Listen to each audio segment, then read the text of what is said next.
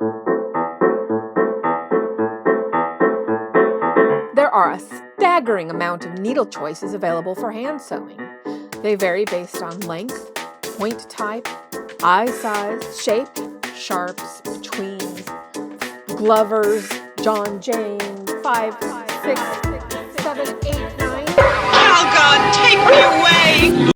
Feeling overwhelmed?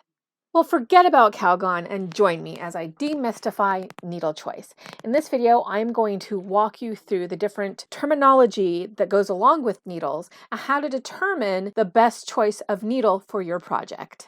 Hi friend, I'm Lelena with Thimble and Plume, and we have a passion for sharing the knowledge that we have learned over the years in order to empower you to be able to make the best historical clothing you can. Needle choice definitely makes a difference in your hand sewing experience. Needles are categorized by purpose and size, and this determines the point type, the eye shape and size, the length, and the thickness. So these variations determine the type of needle that you will use based on your purpose of sewing, as well as the fabric, fiber, and weave that you are using. Needles are categorized by purpose and size, and this determines their length, thickness, eye shape, and size, as well as the point type. So this means that different types of needles will work better for different types of purposes and fabrics. So by matching your needle to the type of work that you are doing, as well as the material you are working with, you can create a much better product,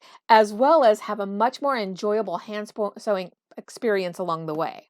So the first step is to choose a needle based on the purpose of the sewing you will be doing. So there are basically three broad categories needle purpose falls under. So you're looking at general sewing needles, needles that are for specialty projects, and then finally you'll have needles that are for decorative purposes. So your general hand sewing needles are typically sharps and betweens.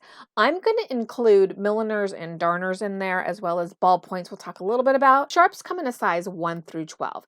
They are probably the most common used needle you will find today. They are of a medium length, they suit most fabric types, and they have a round eye. Now betweens also come in a size 1 through 12, and they are most commonly used for hand quilting, but they're also the needle that is preferred by tailors, and that's because they are short, which means they're faster. So you can do a lot of detail work quite quickly when you're using a between needle.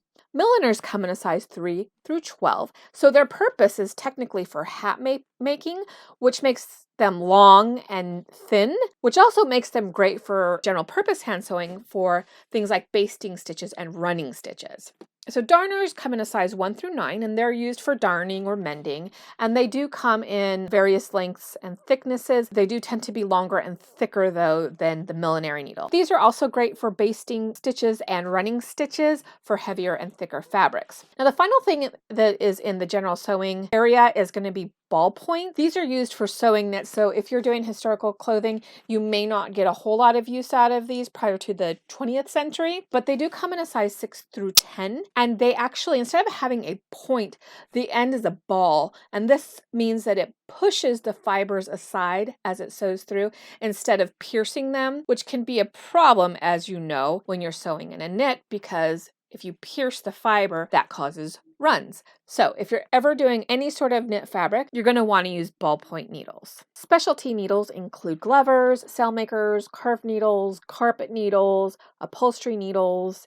They tend to be larger or have specialty points. Glovers, for example, it actually is used mainly for sewing leather, and it has a special triangular point that is incredibly sharp, so it tends to cut through the leather much easier. You definitely do not want to use this to sew your woven fabrics or any knit fabrics because it will destroy your fabric. Curved needles also can come in handy for doing like millinery and maybe some more crafty type things. Probably won't be using them much in clothing sewing unless you have something really out of the ordinary to do, but for my historical stuff, I've only really ever used it if I'm putting together a hat or something. But they're great for areas that are kind of awkward to get to, so you can use the curve of that needle to get to it. So basically what you want to do is you want to choose the purpose of the needle to match the purpose of what you are sewing. So if you're just sewing general garments, you're probably going to be using either a sharp or a between, possibly a millinery or a darner. So definitely make sure that you're matching the purpose of your sewing to the type of needle that you use. So step 2 is to choose a needle thickness that matches the fabric you are sewing. So the size of the needle is listed as a number, and the smaller the number, the longer and thicker the needle, which is opposite to machine sewing needles. So again, the larger the number, the shorter and finer the needle. In general, you want your needle to be fine enough to slip easily through the fabric, but heavy enough so that it doesn't bend or break. You want it to be as thick as possible so that you can use a thicker thread, but you also want it thin enough so that you're not fighting it going through the fabric. This thick needle requires a lot of pressure to press through this silk taffeta and will be physically exhausting and frustrating to sew over a period of time. Yet this same needle slides easily through this Whirl Melton.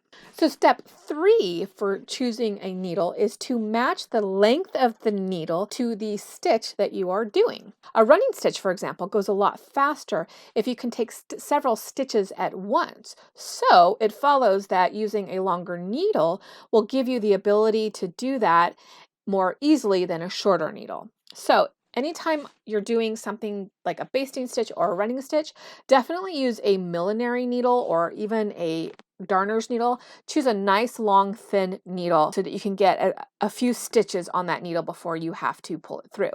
Whereas other stitches like back stitch or say pick stitch, and especially if you're pad stitching, you want to go with a much shorter needle, because the shorter the needle is, the faster it moves through the fabric.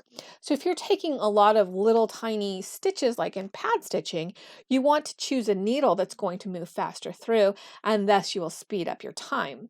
So in that case, you're going to want to use either a sharp or a between, and you're going to use the shortest needle that you can comfortably hold on to. I hope you're enjoying this video, and if you are, will you boop that like button for me so that I can continue to bring you more content like this? And the 4th step to choosing your needle is really more of a tip. You want to choose a quality brand. Good needles that I've tried include John James, Richard Hemming & Son, Colonial, Bonin. So you do need to plan ahead, because unless you are incredibly lucky, you will need to order them online. So they're usually only a few bucks per package, and I've included links in the description box where you can order them. So I usually try to give an alternative that is inexpensive and easy to obtain, but I have not had any good luck finding good needles from the local big box shops. There are a lot of inferior quality needles around, let me just say. As a matter of fact, I now only order my needles online because the quality makes such a difference. However, I understand it's not always feasible to be able to purchase something online for whatever reason. So if you do find that you need to go to your local big box shop, I'd say first look around and see if you have a quilting shop, like a specialty quilting shop that sells good quilting fabric. You might be able to find some quality needles there. If you're really lucky, you might be able to find a tailoring shop that also carries needles, or a high-end fabric shop. Even if you have like a place that sells specialty threads, you might be able to find good needles there as well. But basically, look for specialty shops because they tend to have higher quality items. So if that isn't an option, what you can do is you can go to your local big box store, but go to the biggest one in your area because you're going to have more selection that way. Then when you get there, I would say head over to the quilting section, because quilting is big business in these shops, and so they definitely cater to quilters and have much higher quality products available in the section. Look at the needles that they have. You want to look for needles that have a nice open eye that is round or oblong and is not misshapen. Then look at the shaft of the needle. You want it to be smooth and shiny and without burrs. Look at the metal. Does the metal look splotchy like cheap metal, or does it look nice and smooth and shiny? Check out the tip. Is the tip nice and sharp? Or is it shiny, or does it look like it could use a little bit of sharpening? And in particular, you can usually tell It's usually looking at the metal and looking at the eye are the two biggest giveaways of a cheap needle. If that's all you can get at the time, use it, but just be picky of the ones in that package. And I definitely encourage you to order some online of the quality ones. They're only a few bucks a package, and it will definitely make a difference in your sewing experience, and you'll probably be much happier at the end of the day. So tell me, what is your favorite brand of needle and where do you buy them from? Let me know in the comments. Thank you for watching and happy sewing.